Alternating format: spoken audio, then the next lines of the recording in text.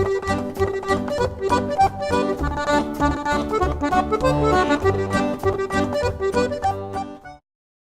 already done this, we've built our pirate ship and painted it and done all the little bits which are very rich and joy. And then also we started to make designing flags as well, so we've put a few of them up there and they're all going to do a little flag using ICT, so we're trying to use paint and ICT and use the computer quite a lot as well. We tried to do one thing on the computer in each half term. Yeah. We started to make like a character pirate, it's got these little templates, so it'd be like one kind of disappeared, but we started. And then the next thing we're going to be doing next week is looking at Monet's sunsets as well. So, like, you know, obviously the method and style used and having a look at them and doing their own interpretation, really. And then they get a chance like mixing colours there, because they're quite some, you know, oranges and reds. And using brushes and how we used to do it. And then looking at the rainbow fish as well, because it's quite a nice story. And reading about the story and then doing their own rainbow fish, using different media, different techniques, different textures, different materials. And then sea collages as well, so obviously in the pirate sea theme. And environmental arts, it'd be nice to go outside and make patterns with shells and stones and have a look at artists that did that. So yes. And then bears, we're going to be painting our favourite bear, so they can all bring in their favourite bear or favourite toy and they can paint it. And then observational drawings as well, so we start a bit of observational, you know, using like looking and drawing. And making models of bears with clay or plasticine. And then textual collage, because we do like a big, on that big backboard we're going on bear hunt, so you know obviously doing like the grass, they can do like the hands to the grass or, you know, cutting out, and then they can do like mud, make it all gloopy, so it's quite nice. Really nice. So we're going to say the treasure maps, we're doing writing message in the bottle, and we've also got a play, we're going to do a play, we're looking at the scripts and doing quite nice. Yes, and at the end, that's it. The last week, we're going to do like a little show for the parents. We're going to have a Pirates and Princesses Day on the last Friday of this term. So we're going to do like a little play and we'll give them like, you know, roles and scripts. We'll read through, we've got a script, we're going to read through the script, give them roles, they can decide, you know, who's edited, decide who wants to do what role. And maybe change some of the script. Yeah, which songs that we like. So, you know, do our own, really. We love role play, don't we? Yes, and then we can do a little show for the parents at the Christmas play. Because the role play areas, they really do enjoy playing in them. And dressing up as pirates has been quite a highlight. So. With pirates, we've looked at what pirates eat. We had pineapples, coconuts, salami was our dried meat, ginger cordial was our rum. But they really enjoyed it, didn't they? It's strange because what was exotic when we were children, pineapples, they're quite commonplace now. We've looked at what pirates were and they came up with their own ideas. They wanted to ask questions, they came with a list of questions like, you know, how do you make a cannon? How do you make a sword?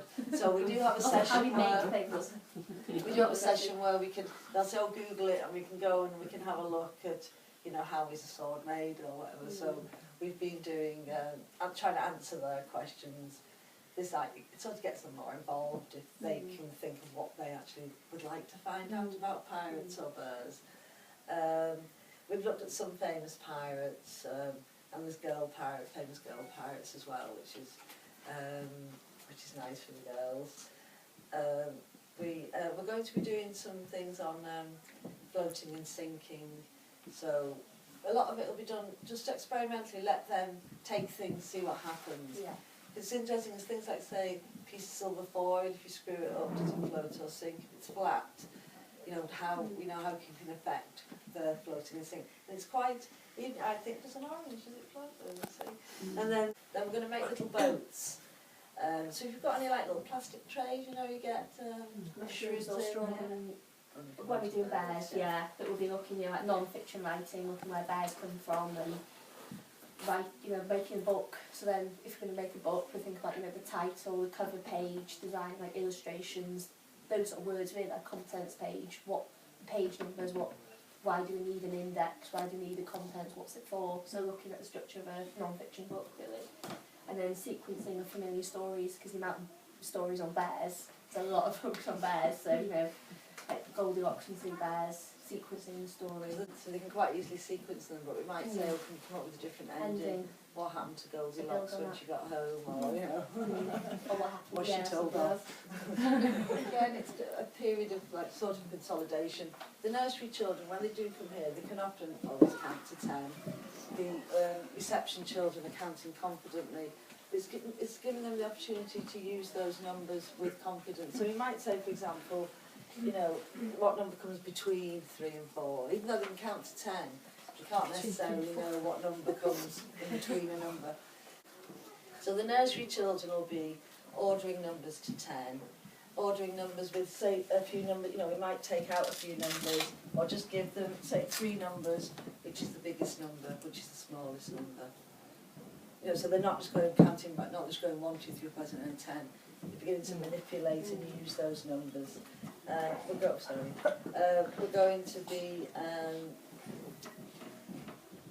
starting to form numbers for the reception, for the nursery, and for the reception, by the time they leave here, to form them correctly. I know it's hard, 7, 9, but by the time they go upstairs, it's nice if they can, and especially, again, with the letters. We've been a big push on forming letters correctly. They're going to be, the nursery are going to do some addition, but they'll be using, say, the dogs, 3 dogs and 2 dogs, how many dogs, whereas the older children will be using numbers and introducing the symbols, you know, plus, minus, equals. And also another complicated thing, you might think it's easy to say to them, okay, you've got 5, there's 3 more, how many altogether? And they find it quite hard to hold the number in their head and count on. So we've been doing quite a lot of that practically with the reception. We'll be looking at measure, comparing different lengths for the nursery. The reception will maybe using metre sticks, how many metre sticks, 3 and a bit, 2 and a bit. They don't need to know centimetres or metres, but you know, introducing a more standardised form of measure for them. Time, most of them know 12 o'clock, 3 o'clock, 9 o'clock, without you telling them, just because it's lunchtime, they've worked it out themselves. But with reception, they'll be moving on to 1/2 and a lot of them do know that already, so it'll be 1/4. When it comes to like 1:45, it's a lot harder than past. And then when you say 5 past, 10 past, they look at the clock and they go, it's 1 past, it's 2 past. So it's trying to introduce, you know, the concept of time. Be looking at money again, you know, giving and receiving change. And obviously again, it's the nursery on one level, reception on another. And even within that, the children move around. It's all based on their own ability. And we do a lot of mental maths at the beginning of the session, which we just tend to, you know, it can be like 1 and 1, 2 and 2, 3. So that's doubling. Or, you know, 5 and 1 more. You know, so we do quite a lot with that, and it's handy because 10's perfect. Yeah. So it's just trying to extend what they know, not making it too hard so it's out of their reach, but always just trying to just push them that little bit, making bends for birds or whatever. But we can also do maths and literacy up there, you know, we can do lots of things up there. Now the weather's gone nice, it's going to be a priority. Yes. It's all been improved up there as well, so... Well, and the marquee, that shelter survived all the storms of the winter. It's a really great bonus, because it's a really big expanse that's covered for activities. And there's been a forest school running there with the older children, and then the gentleman who's done it has widened the area, hasn't he? Yes.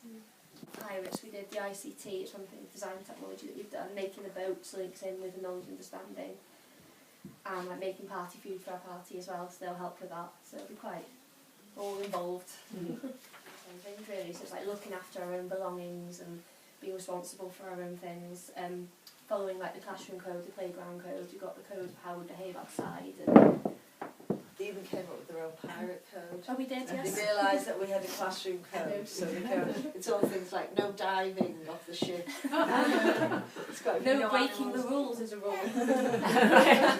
See, rules, they always spelled rule, odd and low. Yeah, rules.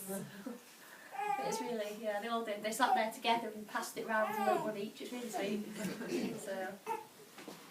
Well, it is important. We haven't tidied up music, which they just jumped to. And, they won't graduate will have to. They won't, but it is they do have to take responsibility for looking after their things, because, you know, they get a new jigsaw and there's a piece missing, so they have to go and find it. So it is, we do try to teach them the sort of responsibility of caring for their environment. Looking at our behaviour, like if there ever is anything, like talking about it together, reflecting on, what it is it the right thing to do, what should we do? Sharing and taking turns, which I am getting much, much better with. They're good at, we have a certain time, every quite a lot, don't we? And if there's been issues, that is the kind of time we can all deal with it together. If they've been playing rough or, whatever's happened,